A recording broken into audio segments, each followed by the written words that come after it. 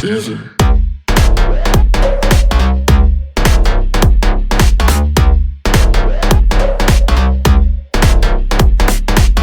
तो चलिए आज प्राचीन भारत के एक बहुत ही दिलचस्प दौर की कहानी सुनते हैं। एक ऐसा समय जब छोटे छोटे कबीले मतलब जनजातियां मिलकर बड़े और शक्तिशाली राज्य बन रहे थे। ये एक बहुत बड़े बदलाव का दौर था। तो सबसे पहले इस नक्शे को देखिए। ये हमें ले जाता है करीब 600 ईसा पूर्व के भारत में।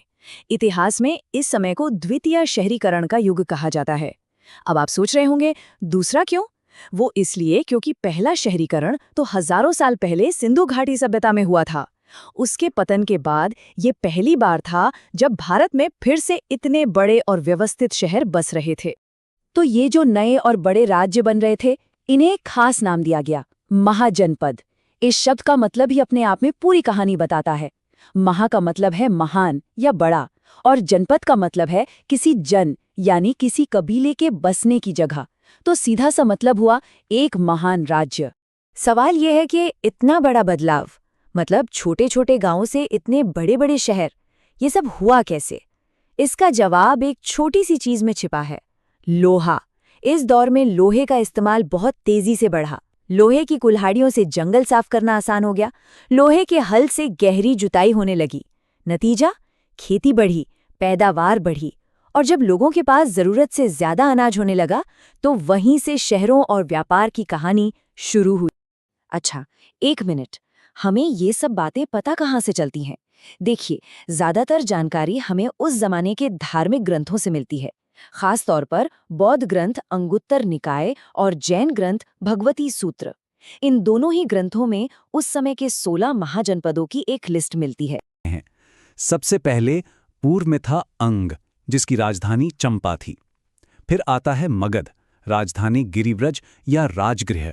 और हाँ, ये नाम याद रखिएगा क्योंकि यही वो पावर हाउस था जो आगे चलकर सबको पीछे छोड़ने वाला था।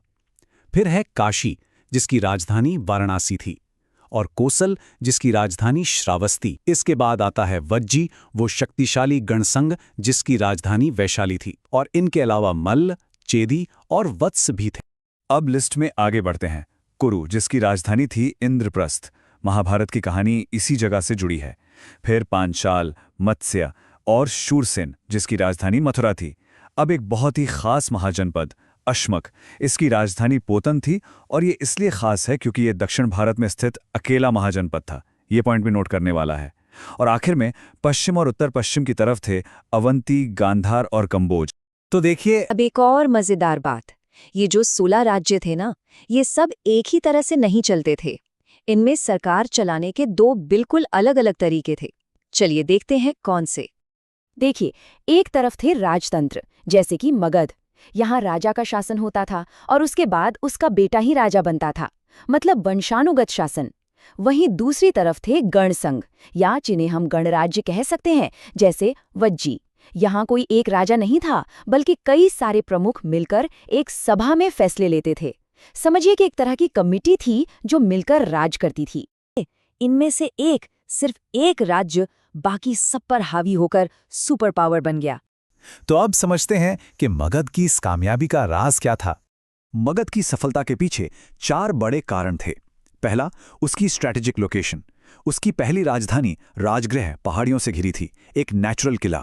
और दूसरी राजधानी पाटलिपुत्र नदियों से घिरी थी, एक जल दुर्ग की तरह। दूसरा, उसके पास जबरदस्त आर्थिक संसाधन थे। उपजाऊ जमीन थी, पास में ही छोटा नागपुर पठार से लोहा मिल जाता था, और जंगलों से लकड़ी और हाथी। तीसरा, वहां बिंबिसार और अजातशत्रु जैसे बेहद ताकतवर और महत्वाकांक्षी राजा हुए। और चौथा, मिलिट्री इनोवेशन। मगध वो पहला राज्य था जिसने युद्ध में बड़े पैमाने पर हाथियों का इस्तेमाल किया। सोचिए, उस जमाने में हाथियों की सेना टैंक की तरह रही होगी।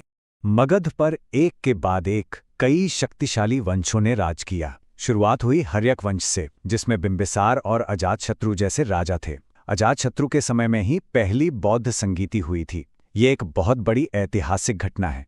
हर्यक वंश के बाद आया शिशुनाग वंश, और फिर आया नंद वंश। नंद वंश को भारत का पहला गैर क्षत्रिय राजवंश माना जाता है, और इसके राजा महापद्म नंद ने एक विशाल साम्राज्य बनाया। और इसी वंश के आखिरी राजा धनानंद को हराकर एक नौजवान ने इतिहास बदल दिया, जिसका नाम था चंद्रगुप्त मौर्य, और यहीं से शुरू हुई मौर्य साम्राज्य की कहानी।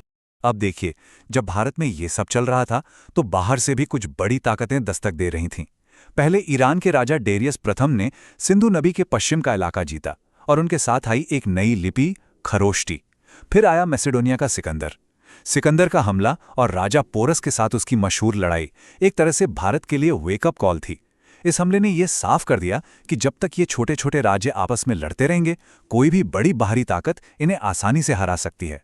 और शायद इसी वजह से एक एकीकृत साम्राज्य की जरूरत महसूस हुई और इसने चंद्रगुप्त मौर्य के लिए रास्ता तैयार कर दिया। तो कुल मिलाकर महाजनपद काल सिर्फ 16 राज्यों की कहानी नहीं है। ये उस दौर की कहानी है जब लोहे ने क्रांति ला दी, नए विचारों ने समाज को एक नई दिशा दी और आपसी लड़ाइयों की आग में तपकर एक केंद्रीय शक्ति मगध का उदय हुआ। यही वो बुनियाद थी जिस पर भारत का पहला महान साम्राज्य, मौर्य साम्राज्य, खड़ा होने वाला था।